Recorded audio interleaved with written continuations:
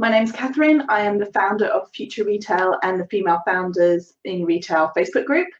And I'm here today to talk to you about how to set your prices. So deciding what you charge for your products is one of the most important decisions that you can make in your business, and it can be very difficult and can leave you feeling confused or stressed out. This is something that comes up a lot when I talk to clients or people in the group. So I wanted to walk you through very briefly a quick overview of how to at least start thinking about your prices. At the end, I'll tell you a little bit more about the free roadmap you can download to learn about the steps to build a profitable retail business. But for right now, let's talk about pricing.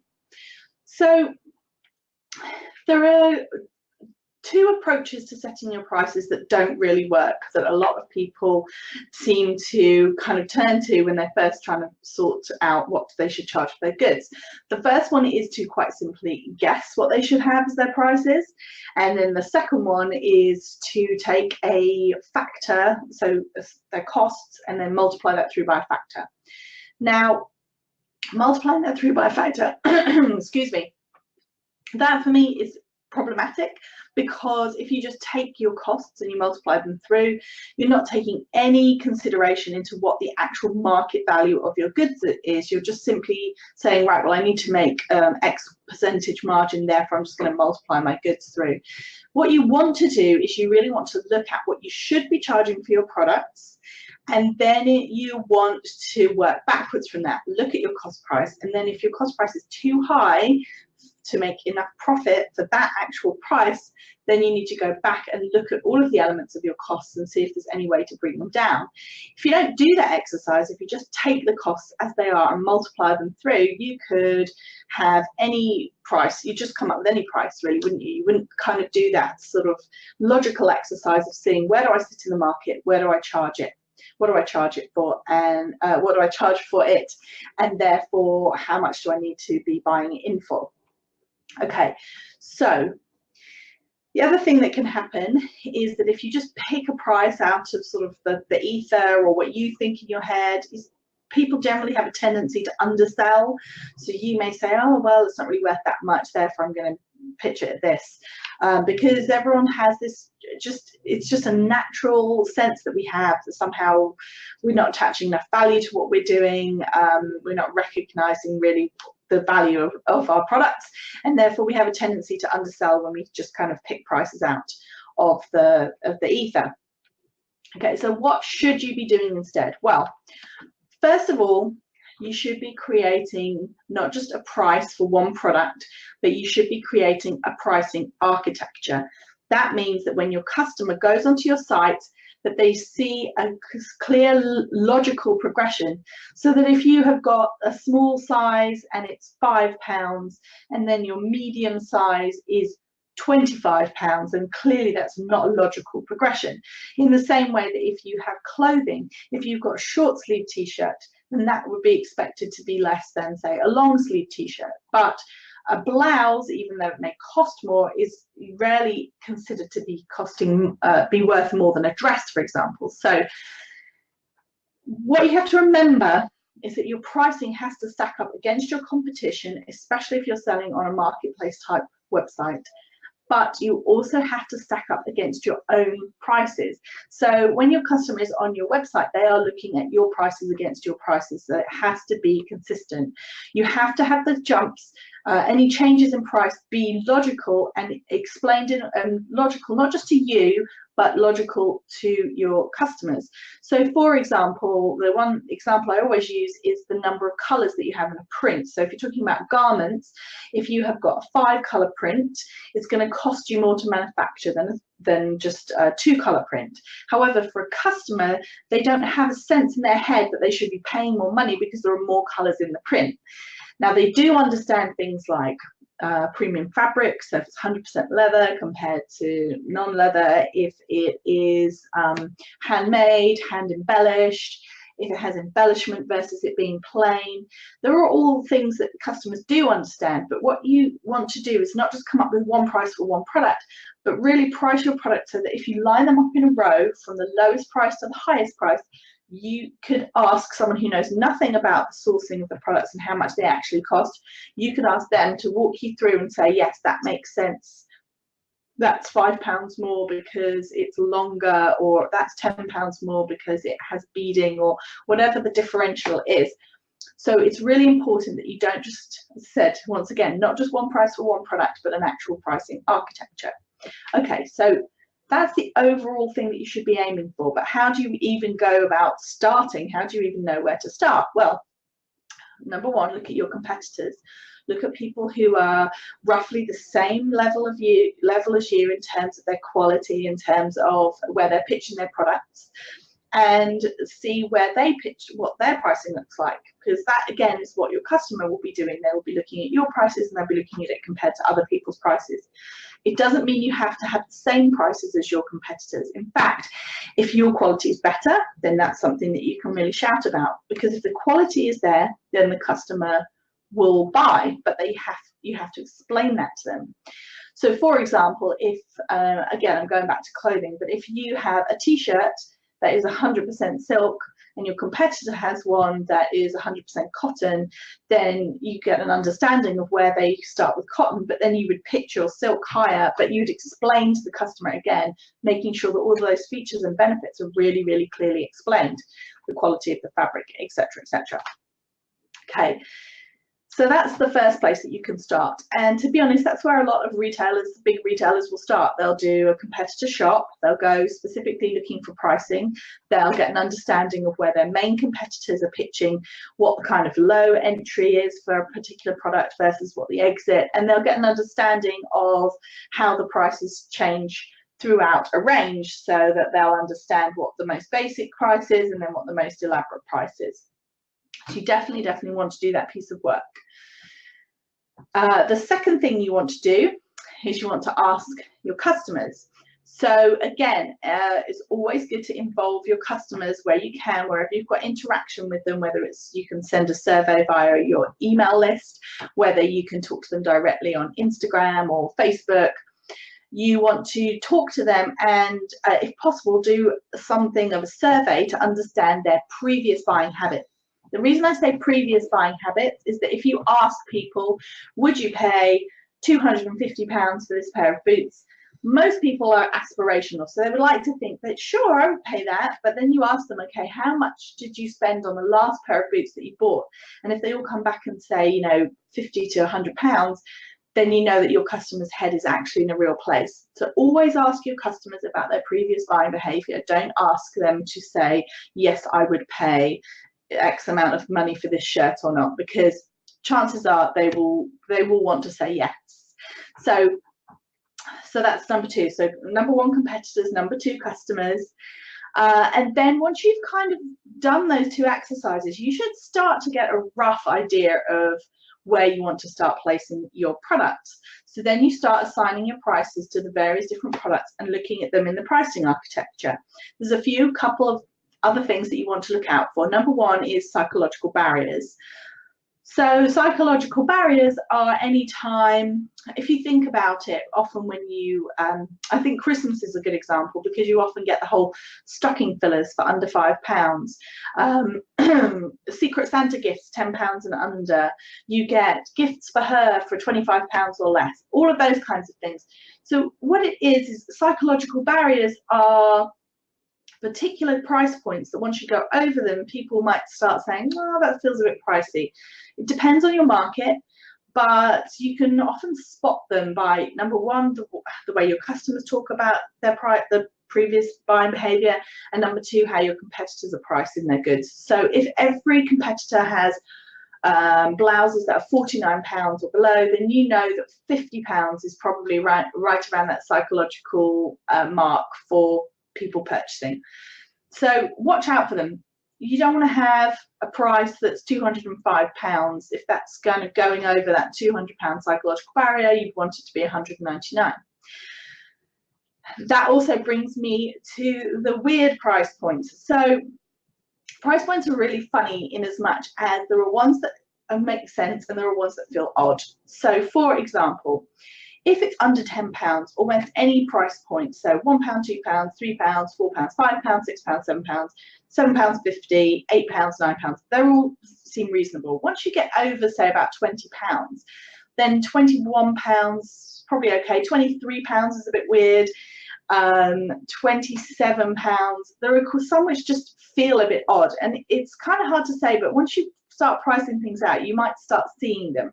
Generally speaking, once you get over £20, try and avoid anything that's not, say, a 5 or a 9. So 25, 29, those are reasonable price points.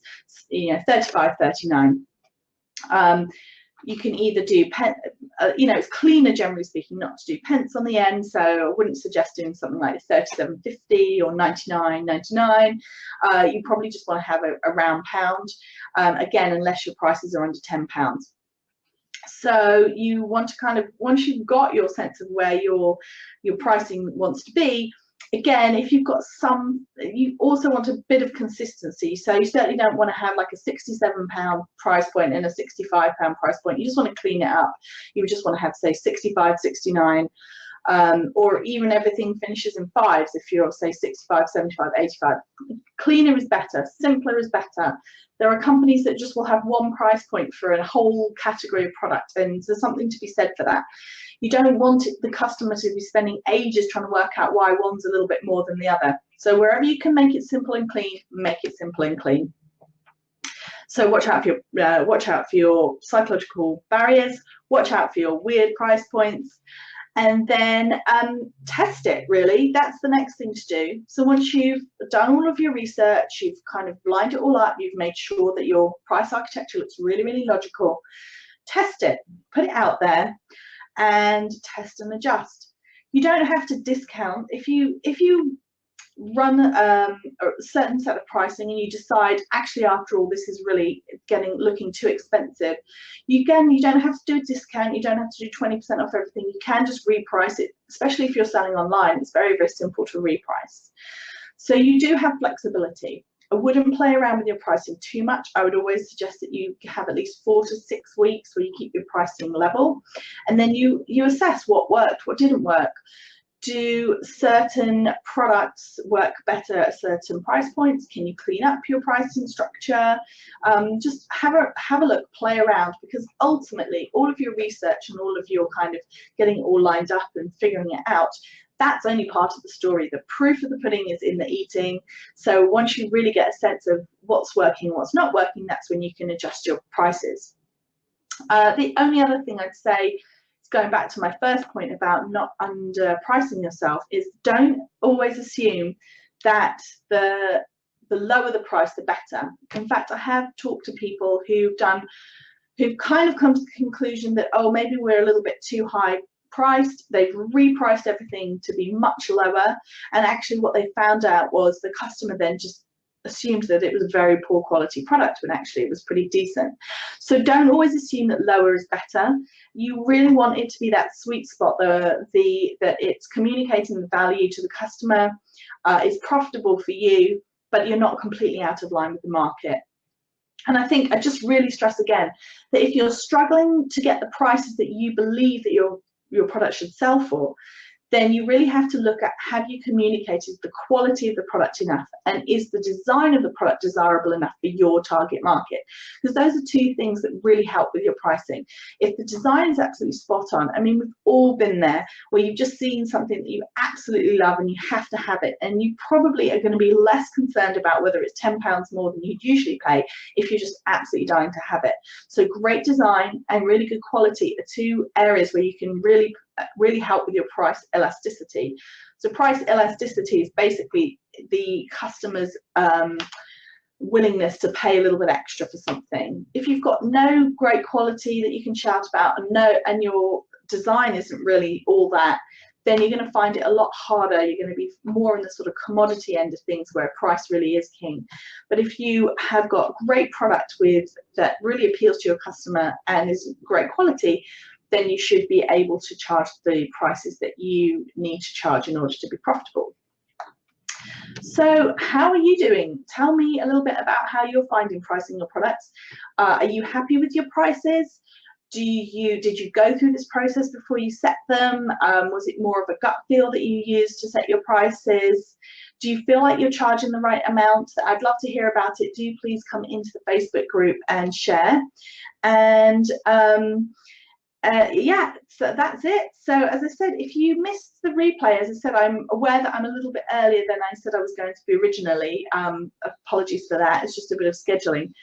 Then please do ask me your questions and I will be very happy. Yes, and I have a question. Please go ahead.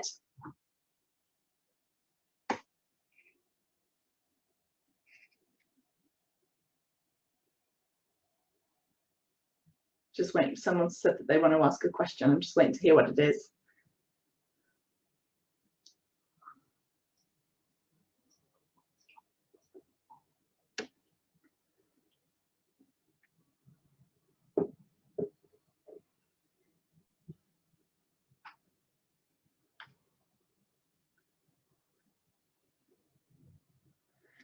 Okay, so the question is, I know you just say don't multiply by a certain amount. That's correct, yes.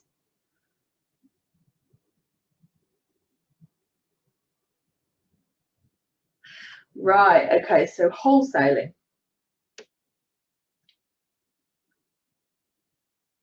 I think I know what you're going to ask me now.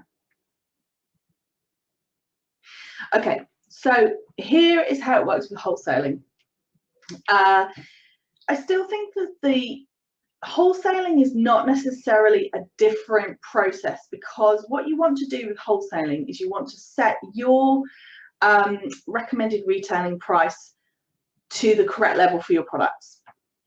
So the way it works with wholesaling, so wholesaling being, for the benefit of anyone else watching, wholesaling being when you sell your products to another retailer who sell it on your behalf. So if you are a small producer and you sell it into an independent boutique, then that would be wholesaling. If you are a small producer and you sell it into a larger retailer, that's also wholesaling. And what you generally find with wholesaling is that the people who are buying it from you, the retailer, they want to be making about 50% margin, excluding VAT.